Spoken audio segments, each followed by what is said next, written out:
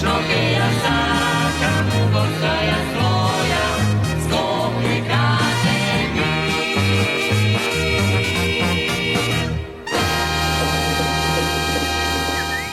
Општина Центар веќе подолго време се соочува со хаос во хигиената поради неработењето на јавното предпријатие Комунална хигиена, која е под надлежност на град Скопје.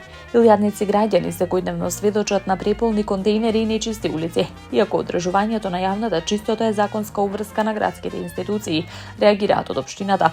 Вчера градоначалникот Горан Герасимовски заедно со директорот на јавното предпријатие Паркинзи на општина Центар Душко Куцевски подпишаа договор за изнемување на дополнителна механизација и опрема. Овој договор значи значително засилување на теренските активности, велат од општина Центар. Граѓаните на Центар не смеат да бидат заложници на ничија негрижа. Нашата должност е да им обезбедиме чисти улици и достоинствено урбано живење. Затоа обезбедивме дополнителна механизација за поефикасно справување со отпадот и одржувањето на јавната хигиена, истакна Герасимовски. Првиот човек на Центар најави дека со новата механизација се почнува веднаш и дека ќе се ангажираат сериозни акции за чистење за да се спречи хаосот кој го создава комунална хигиена и градот Скопје.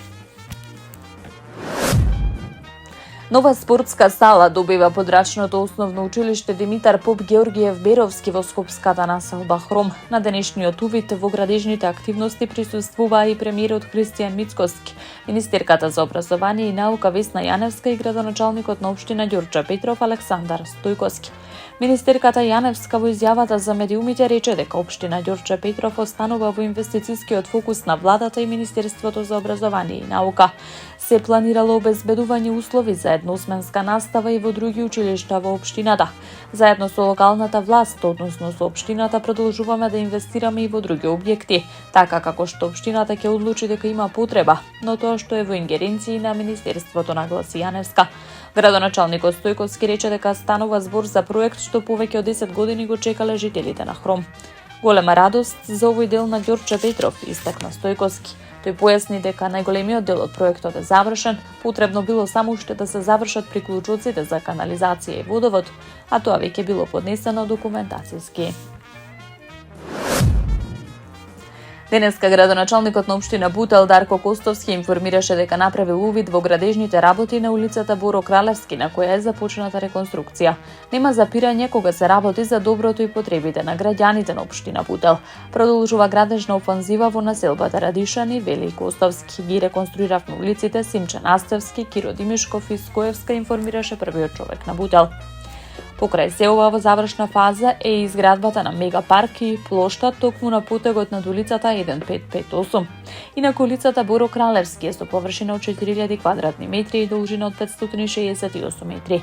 Костовски посочи дека повеќе од 40 години оваа сообраќајница никој не ја реконструирал, што било евидентно од состојбата во која таа се наоѓала во моментов. Градоначалникот на општина Аеродром Дејан Митевски денеска информираше дека детските градинки Сонце и Лале добиваат нови подлоги, односно подови. Секое дете заслужува безбедно и топло место за растење и развој. Сонце добива нова подлога од 300 квадратни метри во дворот.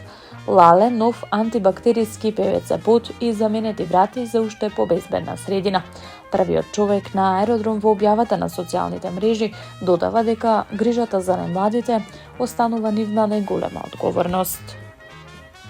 Таму е Скопје, град мој љубав лише, што ми расте сни.